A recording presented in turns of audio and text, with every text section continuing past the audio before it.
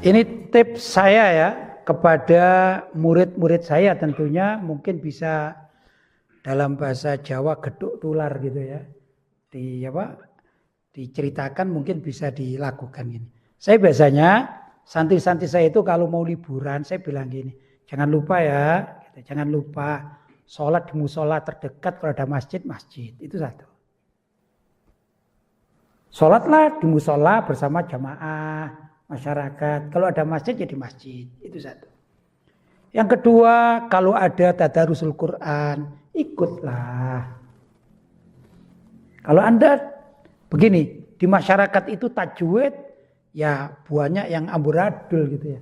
Tapi kalau Anda sebagai santri yang sudah belajar Al-Quran dengan tajwid yang benar, maka satu ayat Anda baca dan Anda membacanya dengan baik, masyarakat akan menengok, oh bagus ternyata. Itu.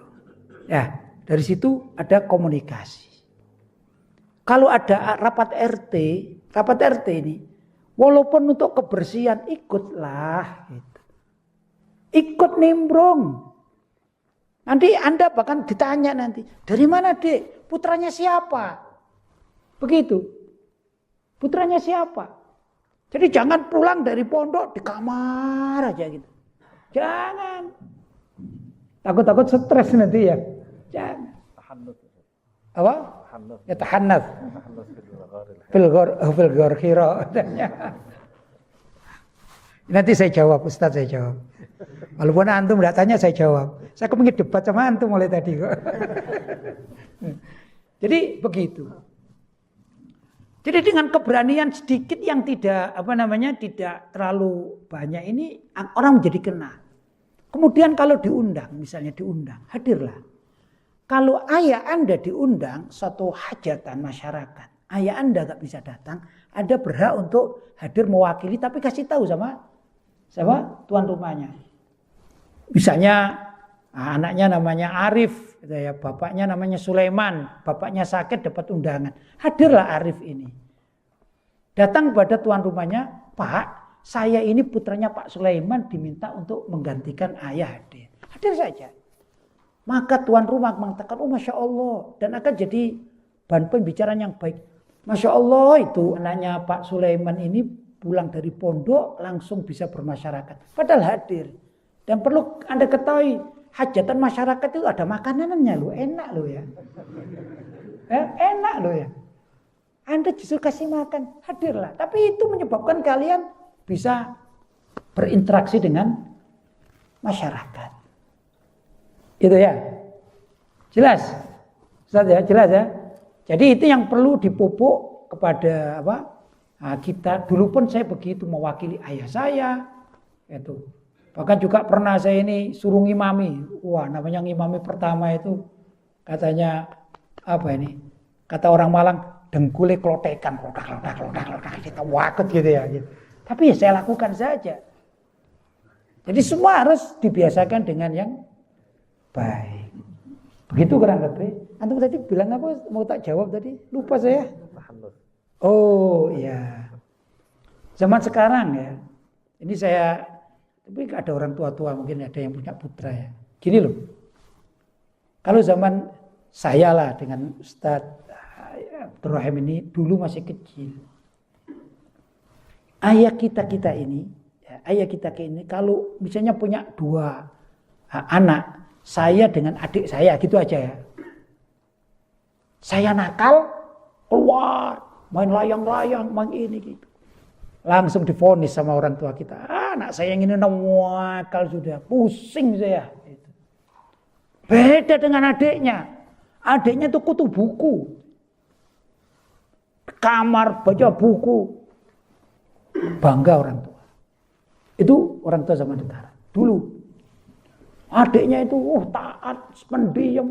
Kakaknya luar biasa. Pusing saya mikirin kakaknya ini. Padahal kita main layang-layang. Bukan main slot. Bukan. Main apa? Layang-layang. Main apa dulu ya zaman itu ya. Main sepeda, main ini. Loh, saya ini ahlinya loh kayak gitu. Coba ya, saya mau pamer boleh ya. Coba ini kalau bukan anak yang lumayan cukup nakal, enggak mungkin terjadi ini. Coba tangan saya ini. Lurus apa enggak? Loh. Lurus apa bengkok? Ini hasil main bola ini. Saya laki-laki betulan ini. Hasil main bola dijatuhkan temen, patah, bawa ke rumah sakit, sembuhnya kayak begini loh, gak lurus. Saya bangga dengan tapi ya gitu namanya ayah. Gini. Wah, anakku yang satu ini aduh gak kayak adiknya gitu. Itu zaman dulu dan rasional. Tapi anak sekarang kalau tidak pernah keluar dari kamar itu menakutkan. Apalagi bawa handphone. Di sini di handphone ini macam-macam. Mau kebaikan ada, mau maksiat apapun ada. Narkoba di sini ada. Anak kita diem di kamar, tiba-tiba pesen narkoba gitu. Akhirnya kita dicokok polisi. Ada kiriman paket. Paket apa ini? Dibuka narkoba, cokok polisi. Ternyata anak kita yang di kamar main Shopee, pesan di Shopee narkoba. Apa? Ekstasi misalnya. Betul itu. Itu satu. Yang kedua, ini saya bicara laki-laki ya. Laki-laki dulu mungkin yang santriwati ya mendengarkan saja, tapi pengalaman. Kadang-kadang bahaya loh anak-anak ini. Itu bisa menyebabkan perceraian antara bapak dan ibu kalian. Kalau kalian asyik main HP. Apalagi pesan-pesan. Kalau salah pesan, mohon maaf salah pesan. Tiba-tiba ada pesanan gitu ya. Prostitusi. Wanita panggilan. Ada panggil, ayo datang ke tempat saya. Yang terima ibu Anda. Ibu Anda bilang, oh bapak selingkuh. Padahal yang pesan anaknya. Apa tidak mungkin terjadi dengan ini? Mungkin tidak terjadi. Kadang bahaya loh. Punya gini anak tidak mau keluar. Kamar itu kadang bahaya. Betul nggak? Ini yang terjadi. Walaupun tadi saya bercanda secara ekstrim ya. Tapi tidak menutup kemungkinan zaman sekarang ini. Jelas ya? Tiba-tiba Anda hutang. Nah, mungkin sekarang bisa lah hutang lewat medsos. Pinjol ya. Anda yang hutang, yang ditagih bapak Anda. Bisa juga. Yang beli handphone bapak Anda. Yang beli pulsa bapak Anda. Pasang wifi. Anda pinjam. Penjol ternyata akhirnya jadi masalah. Karena itu ada anekdot yang lucu kan gitu. Ibu terima kasih. Dulu waktu masih kecil, ibu saya lihat luar biasa memperjuangkan saya dewasa. Sampai ibu ini hutang tetangga yang banyak sekali. Terima kasih ibu atas perjuangan ibu. Dan sekarang Ananda bisa melanjutkan. Tidak perlu ibu yang hutang, cukup saya sendiri yang hutang.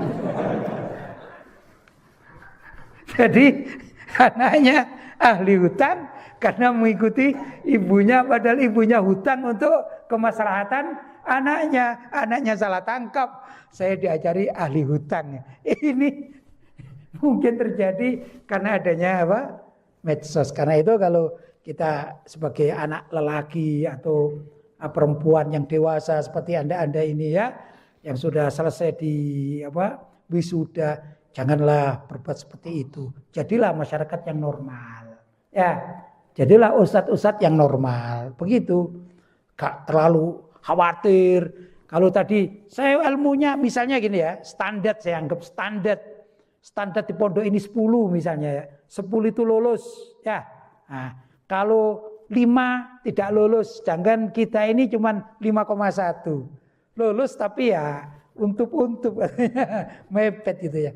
Gak perlu risau karena manfaat diri kita tidak hanya dalam dunia keilmuan itu. Manfaat diri kita bisa dengan sesuatu yang baik kita lakukan. Tiba-tiba kita ngecat temboknya musola, ya dah. Kita mau nyapu, kasarnya begitu ya. Kita yang lain-lain itu juga sangat manfaat bagi masyarakat dan itu juga menjadikan orang-orang dari keluaran-keluaran pesantren bermanfaat bagi masyarakat, nusa dan bangsa serta agamanya. Barangkali itu gambaran dari saya, mudah-mudahan ada manfaat.